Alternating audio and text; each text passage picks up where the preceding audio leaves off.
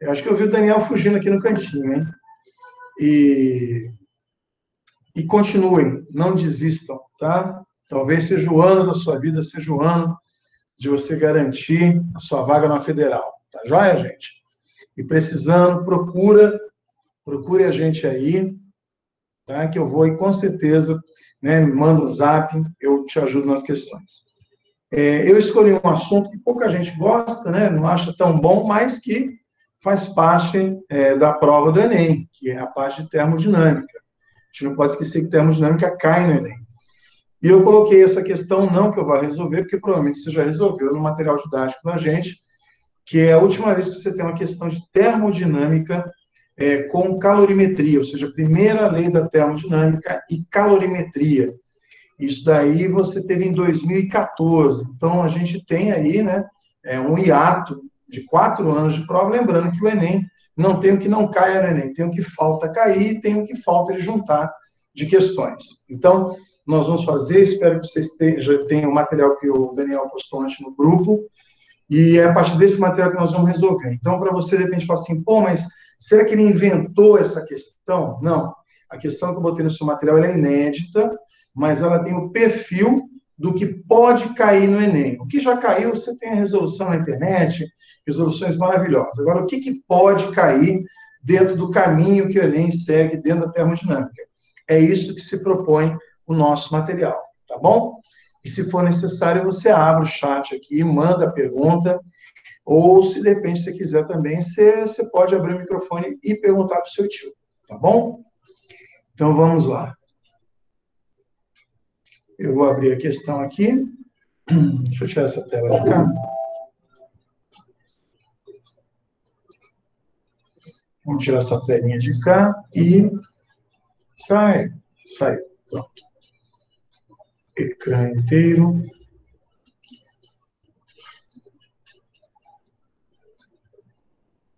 Abriu em algum momento? Ah, tá abrindo. Peraí, desculpe. Agora abriu. Abriu meu PowerPoint aí para vocês?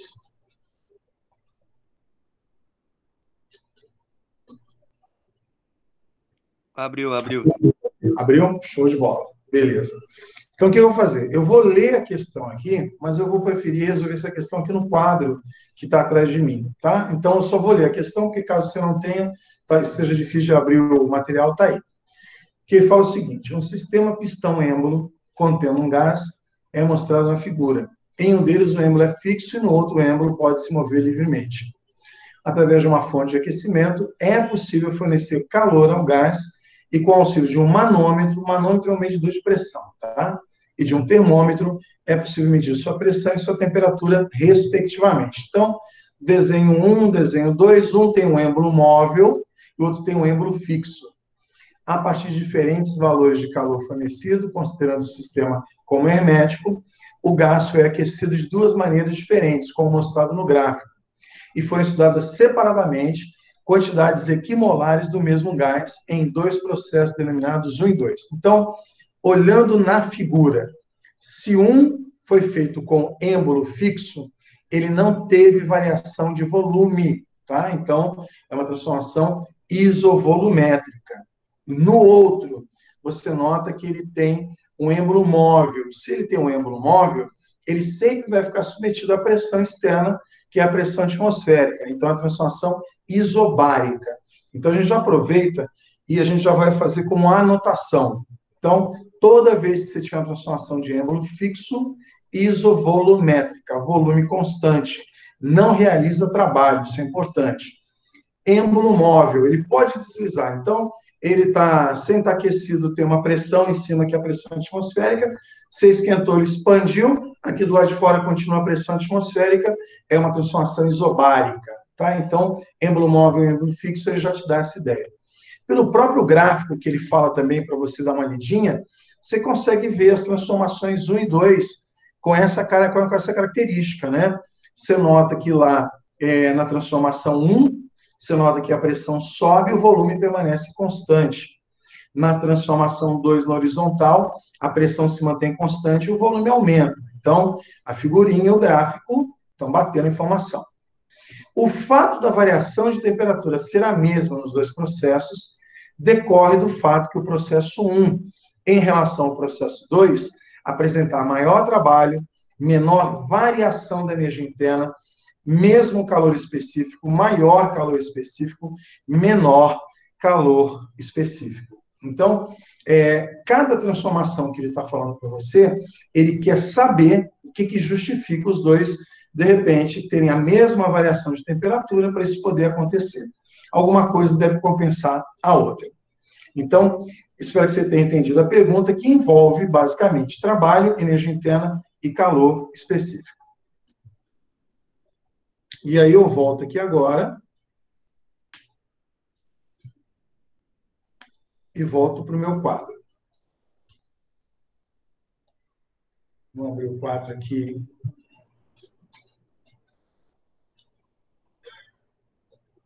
Vamos abrir o quadro comum. Prontinho.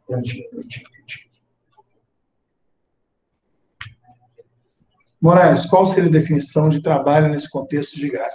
É o mesmo que a gente conhece da mecânica, o João. O trabalho é a força aplicada vezes o deslocamento que você tem. Então, a força aplicada veio da diferença de pressão sobre uma área. E o deslocamento é a variação da altura do êmbolo. Então, trabalho é força vezes deslocamento, verdade. Mas se você adequar no lugar da força, escrever pressão vezes área, o que você vai encontrar? Trabalho é pressão vezes a variação de volume. Legal? Eu vou escrever isso aqui agora no quadro para a gente. Então, vamos lá. Olha lá.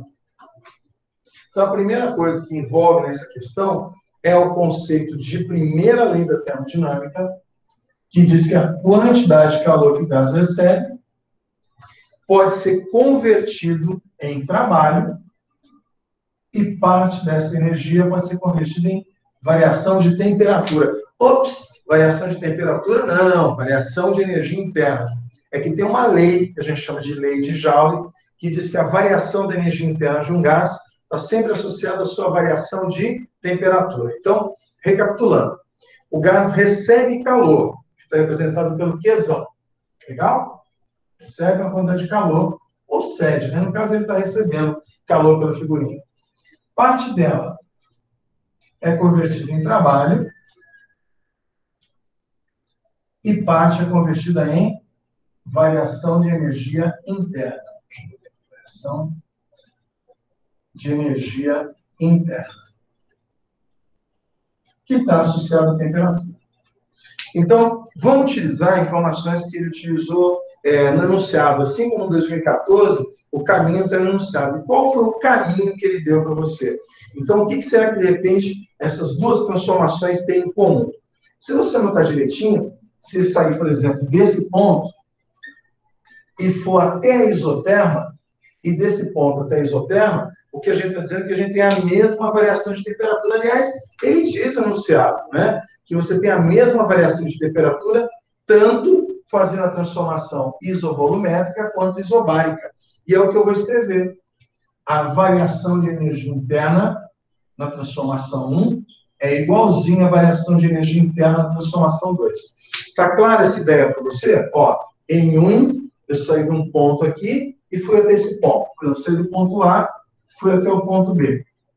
Na transformação 2, saí do ponto A e fui até o ponto C. Como o ponto B e C está sobre a mesma isoterma, quer dizer que a temperatura de B e de C são iguais. Então, se eu fizer uma variação de temperatura de A até B, vai dar o mesmo valor da variação de temperatura de A até C.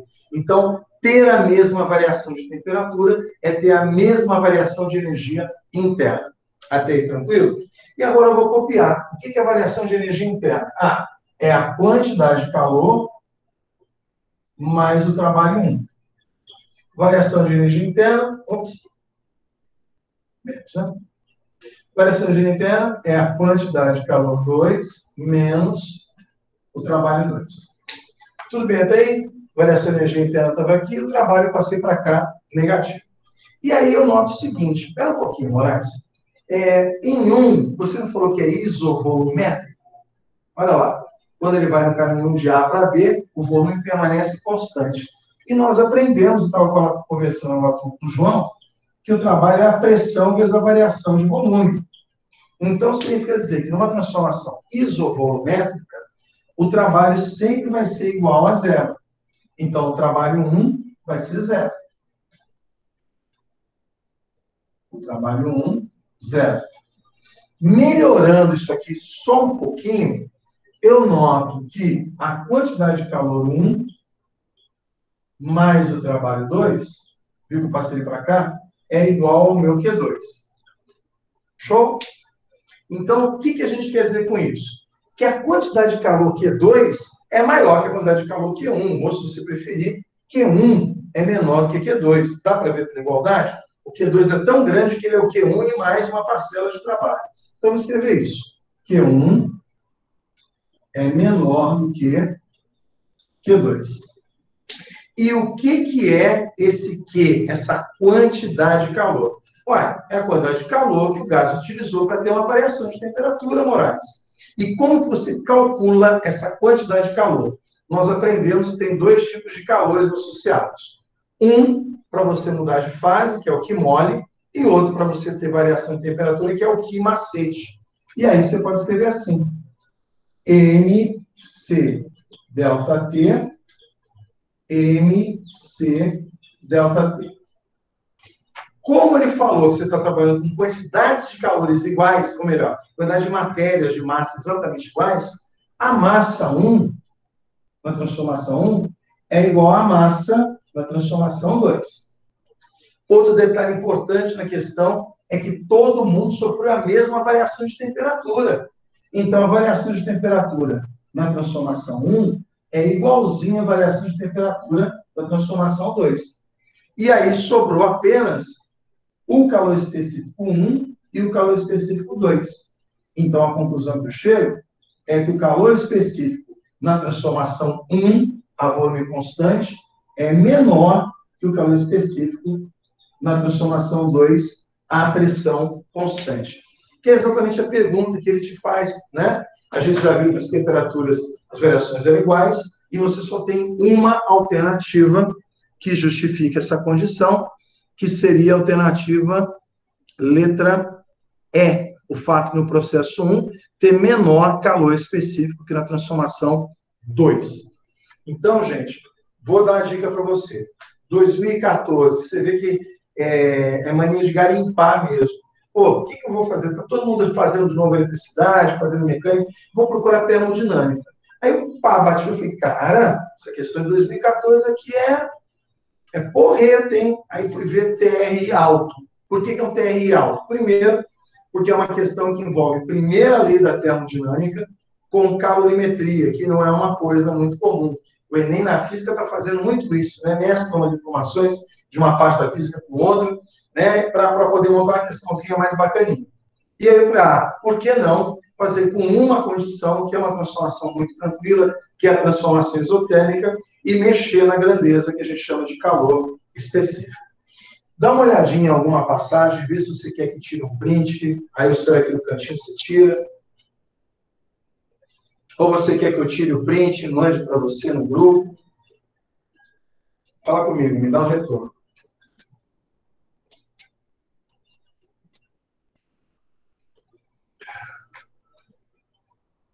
Beleza?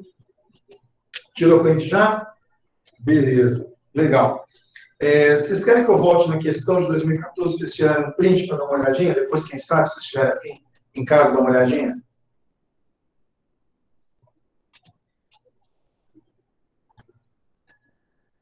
Pode ser? É válido, né, gente?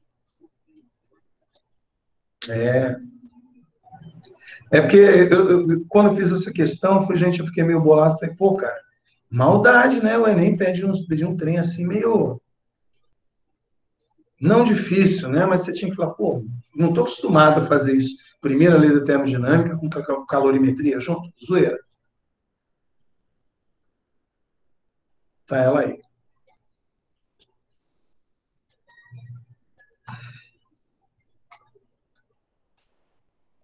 E a resposta era a capacidade calorífica, se eu não me engano, tá, gente? Que na realidade é caloria por grama, equivalente a calor latente a resposta. Foi? Foi? Então vamos lá. Ai,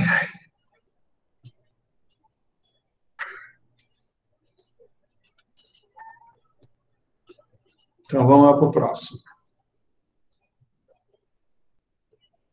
Próxima questão que nós temos aí. Vocês estão vendo minha telinha aí? Sim? Então vamos lá. A questão número 2, essa aqui já é mais tranquilinha, eu prefiro resolver aqui mesmo, na mesa. É uma questão que a gente está lendo as alternativas e a gente vê que, na realidade, deve ter um pretexto e deve ter um contexto, porque as alternativas são afirmativas discursivas: isolamento adiabático, condensamento do gás, expansão adiabática, trabalho realizado sobre a água, aumento de energia interna do gás. Então, o termo isolamento adiabático, ou seja, você não tem troca de calor nenhuma com o meio externo, condensação do gás, uma mudança de fase, expansão adiabática. Vocês estão lembrados do que é uma expansão adiabática? Aquela expansão rápida, né?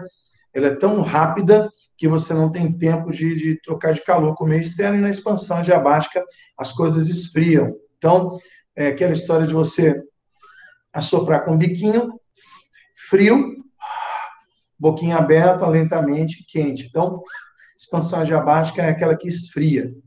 E trabalho realizado sobre a água e aumento de energia interna no gás, acho que são frases conhecidas. Então, vamos ler a questão.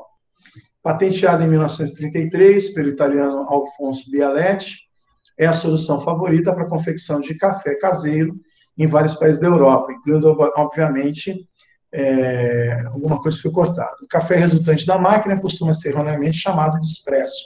A moca, aí, a moca, aplica uma pressão de 2 a 2,5 atm, muito abaixo da pressão exigida para ser um expresso de verdade, que ele seria de 8 a 10 atmosferas. Assim, o café da cafeteira italiana é de sabor mais acentuado do que o cafezinho brasileiro, mas não tão encorpado e aromático como o expresso. Isso é para mim que adoro café, né? Então vamos lá. A gente nota que na prova do Enem, quando ele pula uma linha de um parágrafo para outro, é porque você pode entender que a questão ou informação importante virá. Se você olhar isso aqui, cara, basicamente ele está dizendo como é que funciona. Eu acho que todo mundo deve entender o que, que o desenho está dizendo. Aqui está o fogão, né? Está o bico do seu fogão. Aqui você tem a água dentro.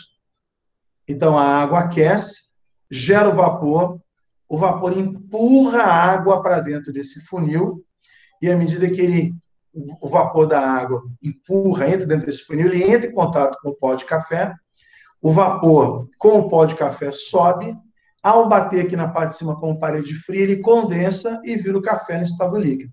Então é um processo com uma máquina térmica basicamente qualquer. Esquenta a água vira vapor, o vapor expande, e ao expandir ele empurra uma máquina, né, uma parede móvel, nesse caso ele empurra o café. Então a ideia está mais ou menos feita quando você diz que a água gera uma força e empurra. Então, força vezes um deslocamento, a grandeza associada é o trabalho. Então, eu queria que você pensasse nisso, porque as questões que envolvem máquinas térmicas normalmente dão essa ideia. E a figura ilustra a estrutura e funcionamento de uma cafeteira italiana na sua parte inferior. Uma fração do volume é preenchido com água e o restante por um gás contendo uma mistura de ar e vapor, todos a temperatura ambiente. Quando a cafeteira é colocada sobre a chama do fogão, o café produzido é armazenado no compartimento superior da cafeteira em poucos minutos. O processo físico responsável diretamente pelo funcionamento adequado da cafeteira é: qual é o processo que está diretamente adequado? É o isolamento da água? É a condensação do gás? É a expansão adiabática? Ou é o trabalho realizado sobre a água? Ou é o aumento de energia interna sobre o gás? O trabalho realizado sobre a água é que está diretamente associado ao funcionamento adequado da cafeteira, que é ela que vai empurrar, né, o vapor, a água para dentro do sistema. Então, a alternativa correta, letra D de dado. Vê se ficou alguma dúvida aí nessa questão. Vê se ficou tranquilinho.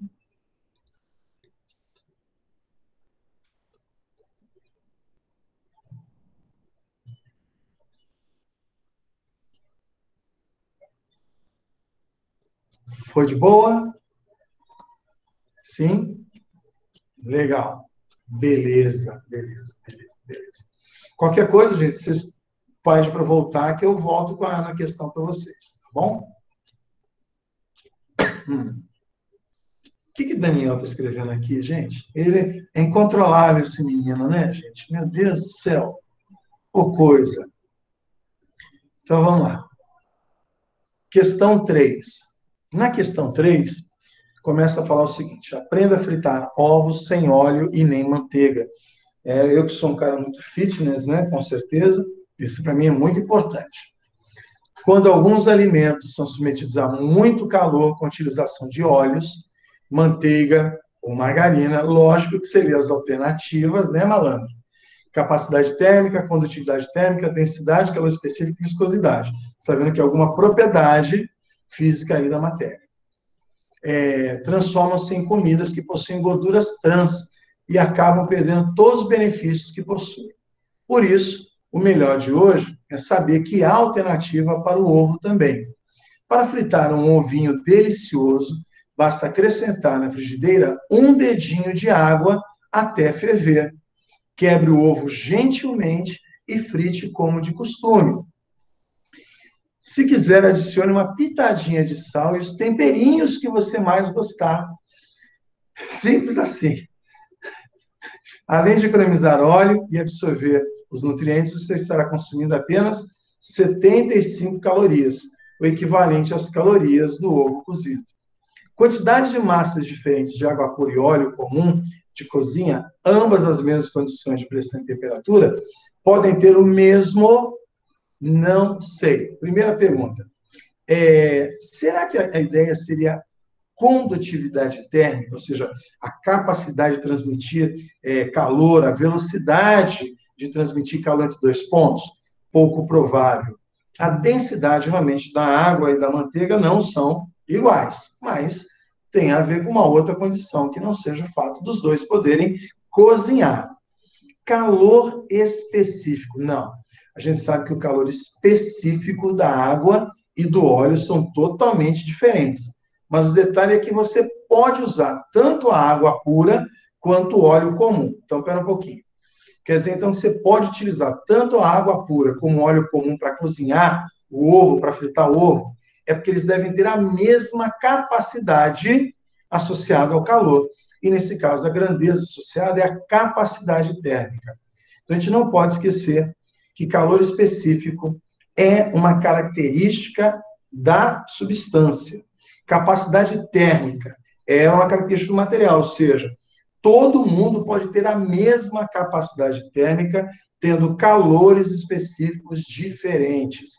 Exemplo que não é somente esse da água e do óleo para fritar um ovinho, que é excelente, porque é uma coisa do cotidiano. A gente sabe que motores de automóvel podem ser refrigerados a água ou podem ser refrigerados a ar, não tenha dúvida.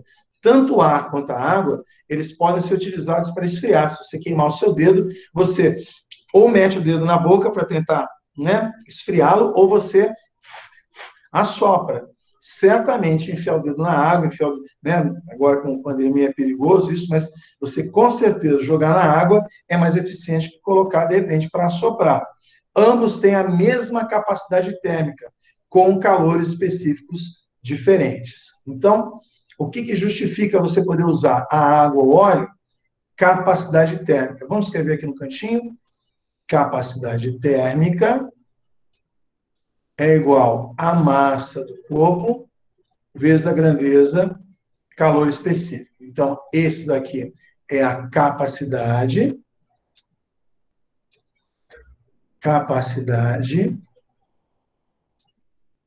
térmica, e esse Czinho é o calor específico. Tem outra fórmula, Moraes? Tem, lógico que tem. Só que eu gosto dessa. Essa aqui é mais o nosso perfil do Enem. Então, eu vou escrever as duas. Capacidade térmica, quantidade de calor associada à variação de temperatura. Por que você prefere a primeira? Razões, assim, óbvias, né? O Enem adora comparar duas substâncias, e aí estaria nessa condição. a capacidade térmica da água é igual à capacidade térmica do óleo. Eu acredito que o calor específico da água sendo maior, ele vai precisar de menos massa para você poder fazer a mesma coisa. Então, entre água e ar, com certeza a água no motor de automóvel é mais eficiente porque tem alto calor específico, precisando de menos massa para refrigerar. Então, essa expressão, normalmente, ele dá margem para ele poder ser utilizado em outras expressões. Tranquilo? Ver se ficou com dúvida na questão. Mas se queimou o dedo, queimou o vírus junto. Nada. É verdade. É verdade, é verdade. Ô, João, eu tô precisando. Cara, no dia que eu aprender a tocar também ukulele, violão, ser o mago das cordas também, vou ser quem é você, João. Pô, cara, desse jeito. Mas é verdade, o vírus foi queimado no dedo. Perfeito, gente. Isso mesmo. Fala aí. Pô, eu pelo menos cozinho. Eu arranho um baixo, mas muito mal, cara. Eu só aprendi a tocar duas músicas no baixo. Falei, tá bom. Dúvida aí, gente? Deixa eu ver, só ver quem tá aí direitinho. Lulu, oi, Lu. Já falei com você. Tarará, Mari. Essa foto do Matheus, quando ele tinha 10 anos de idade, estou vendo aqui. O Matheus está com uma cara de criança nessa foto, não está não, gente? É a foto dele quando ele entrou, que ele estava no nono ano, no pré-colune. Cara, né? Olha a cara de neném dele, cara. Putz, uma cara velho, feio agora, acabado. Pô, era tão bonitinho quando era novo. Vamos lá para o próximo.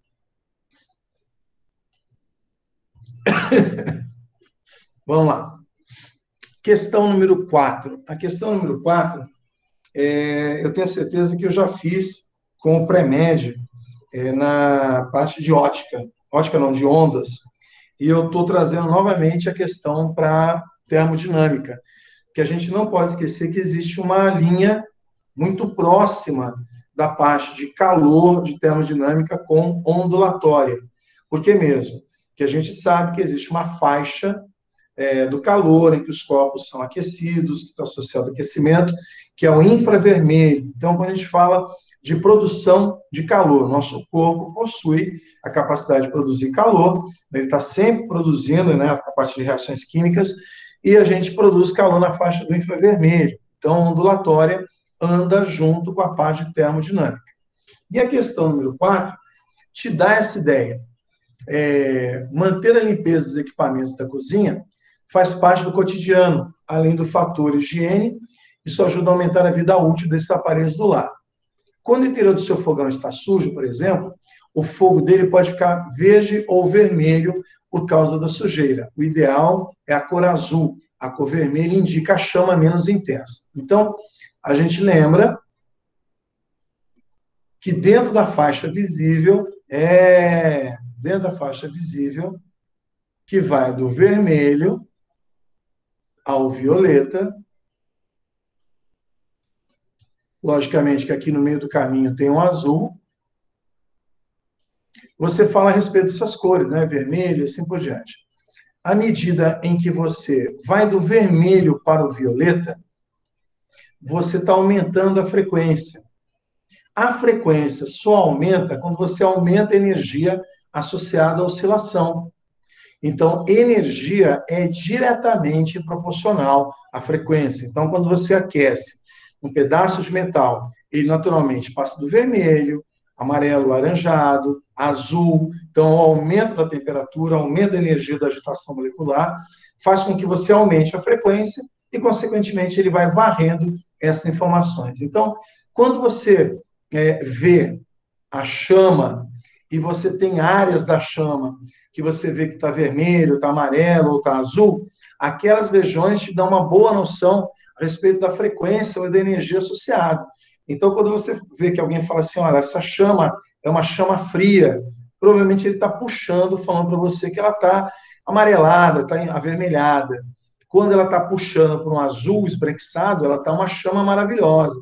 Então, a mãe da gente, a avó da gente, pega aquela agulhinha que ela compra no camelô, e normalmente sobra para o neto, né, que enxerga melhor, pegar aquele araminho e enfiar no bico do fogão. O que você está fazendo? Está tirando a impureza para poder sair mais gás e ela sair daquele vermelho, né, do laranja. Isso aqui não está esquentando nada bom. Você fala assim, cara, o fogão é tudo igual, velho. Como é que não vai estar esquentando, velha maluca? Está saindo fogo aqui, está saindo fogo. Não, mas essa cor daqui, ó, votem certeza.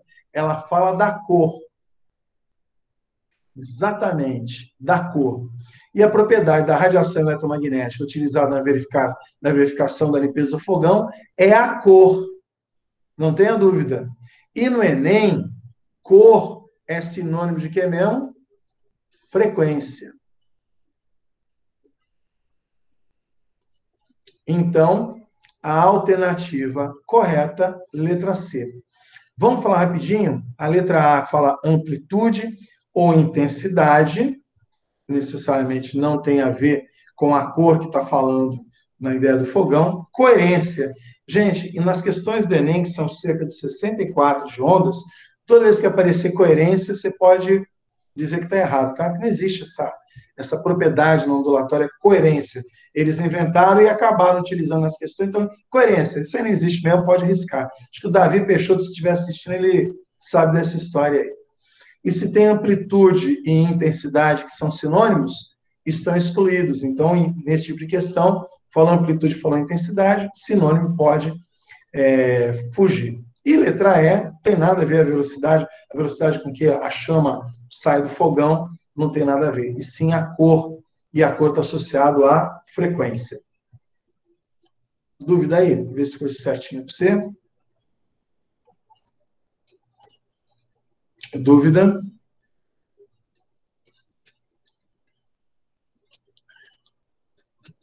Davi Peixoto, tá aí mesmo, é? Ed Cat tá aí? Não, não tá não. Não tá não, mentira, não faz comigo não que eu choro. Faz comigo não. Faz não. Tranquilo? Ah, mentira, Ed Cat, faz comigo não. Ó, que vagabundo esse tal de Beto, gente. Isso aí, bom ver, bom saber de vocês aí. Beleza? Só dando uma ideia para vocês, esse ano. Pô, cara, não fala não, eu tô faltando, não é porque eu quero, não, cara. Faltando porque eu fiz uma lipoaspiração aqui forçada, né? Então, já viu. Esse ano, numa das aulas do pré-médio, eu fiz uma experiência com os meninos que muita gente já deve ter visto no YouTube, que é você pegar um CD, tirar a capa do CD e pegar uma vela, né, por trás da capa desse CD, sem o filme, e um grupo de risco. Isso mesmo. Não, eu já peguei, tô no meu 10º dia de Covid, gente. Então, por isso que eu estou aqui quietinho. Então, a capinha do CD, obrigado, capinha do disquinho de CD, botei uma vela acesa, botei uma lâmpada incandescente e uma lâmpada de LED, exatamente para a gente poder ver a diferença de cores. Na vela, você via que você tinha um vermelho, assim, muito mais predominante. Na lâmpada de LED tinha mais um azul. Então, ou seja, o vermelho, próximo ao infravermelho, estava indicando que você tinha produção de luz e calor, e no LED, ela tinha mais um puxado para o azul, ou seja, na produção de luminosidade, uma frequência diferente. Então, são questões que você vê em experimentos no YouTube, são coisas que as pessoas veem e que você consegue chegar à conclusão. Então, não esqueça de frequência e cor, tá? Energia, frequência e cor andam juntos. Vamos para o próximo aí. Aí, questão número 5. Essa eu acho que dá para fazer aqui, não preciso fazer no quadro, não. Se ficar muito feio, eu faço no quadro. Tá. Então, vamos lá. Antes de publicar, o responsável pela matéria da revista conferiu o esquema e concluiu que a máquina alcançou 100% de rendimento, a máquina não foi construída, calor e temperatura representam a mesma grandeza física, a máquina pode tanto funcionar a álcool como gasolina, só importando as temperaturas a serem atingidas, e a máquina funciona com o mesmo princípio de uma geladeira. Olha, pelas alternativas, me parece que ele está falando a respeito da segunda lei da termodinâmica, especificamente de máquinas térmicas. E uma coisa que a gente aprende na própria vida, inclusive vocês que vão fazer medicina aí, né, vão fazer engenharia, vocês vão aprender essa história da flecha do tempo, né, quando a máquina térmica começa as suas conversões. Não existe 100% de aproveitamento e não tem como você voltar ao estado inicial, né? A gente faz muito isso. Energia mecânica antes, agora energia mecânica depois. Foi convertida, é só voltar lá para a parte de cima. Não funciona assim. À medida que você vai criando transformações, a bagunça, né, a desordem, a entropia do sistema vai aumentando. Então, eu nem li a questão, mas eu sei que a alternativa A é errada. Não tem máquina com 100% de rendimento, nem uma máquina ideal, nem aquela do ciclo de Carnot tem 100% de rendimento. Né? O ciclo de Carnot te mostra o máximo que você pode atingir. Então, nem a de Carnot consegue chegar a 100%. Então, vamos ler a questão. As máquinas térmicas são dispositivos capazes de converter energia térmica em energia mecânica, sendo utilizados principalmente como meios de transporte e nas indústrias. Podemos citar como exemplos veículos automotores, a máquina a vapor e a turbina a vapor. É impossível imaginar a nossa vida sem esses dispositivos que a cada dia estão mais aprimorados. O inventor afirma ter construído uma máquina revolucionária e, de maneira simplificada, apresentou o seu esquema de funcionamento a uma revista científica. Então, ele indica aí 3 elementos da máquina. A fonte quente, o trabalho realizado pela máquina, e a fonte fria, quando ele joga para o meio externo. Então, parte de dentro é quente, parte de fora é fria. Então, você já pode, aí, de repente, já excluir também a letra E. Porque na geladeira, a parte de dentro é fria e a parte de fora que é quente. Né? É aquela história do trabalho forçado. Então, não é igual a uma geladeira. E a gente, para saber, acredito que não dá tempo de terminar, mas eu vou, pelo menos, rabiscar aqui. A gente tem que saber que existem 2 cálculos de rendimento. Um é o rendimento real e outro é o rendimento ideal. O rendimento real trabalha com as energias envolvidas. Então, você pode dizer que ele vai ser dado por 1 menos Q2 sobre Q1. Você pode envolver trabalho? Também pode. O ideal é 1 menos T2 sobre T1. Resumidamente, o ideal é aquele do nosso amigo Carnot, aquela que você faz as 2 isotermas e a transformação adiabática no meio. Né? Ele imagina como é que a máquina seria a mais eficiente possível. É aquela que trabalha com ciclos consecutivos entre isotermas e transformações adiabáticas, não importando o combustível que você vai utilizar, se é álcool, se é gasolina. O que importa é o seguinte: qual a temperatura para a sua máquina funcionar do jeito que você quer? É tanto. Qual a temperatura do meio externo? É tanto. Então, se a temperatura aqui me importa, não estou me importando como é que você vai atingir. É a mesma coisa que você pensar que você vai aquecer a água para fazer café de 20 a 100 graus Celsius. Você vai aquecer no fogão a lenha, no micro-ondas, não me importa como é que você vai obter esse calor. O que me importa é a temperatura. E aí, o rendimento real vai ser dado por 1 menos Q2, que é a quantidade de calor que você tem associado à fonte fria. E isso você pode, de repente, dar uma olhadinha aqui, ó. A fonte quente tem 18 vezes 10 ao cubo calorias, e você realiza um trabalho de 16 vezes 10 ao cubo. De um total de 18, você já utilizou 16, quanto que está indo para a sua fonte fria aqui mesmo? 2 vezes 10 ao cubo calorias. E você tem uma quantidade de calor Q1 que está aqui, 18 vezes 10 elevado ao cubo. O rendimento ideal é aquele de Carnot, que trabalha com as temperaturas. 1 menos. T2 é a temperatura da fonte fria. 27 graus Celsius, negativo. Você deve lembrar que toda vez que você trabalha, faz alguma coisa com termodinâmica, a temperatura tem que ser na escala Kelvin. É aquela única que vai associar para você temperaturas associando energia. Então, soma 273, na fonte fria, você vai ter aqui alguma coisa como 300. E aqui eu também vou somar 273. Mais 327, eu vou ter 600. E aí você vai fazer essa conta, que eu não vou fazer agora que já estourou, mas você vai descobrir que o rendimento real deu maior que o rendimento ideal,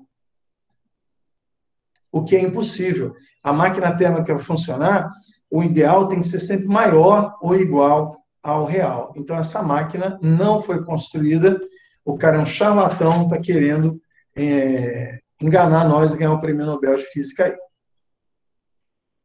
Confere aí, gente.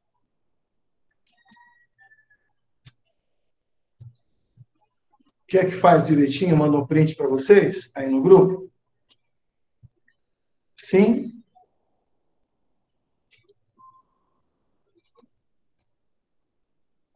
Deu para copiar? Ah, então tá ótimo, então. Beleza, então.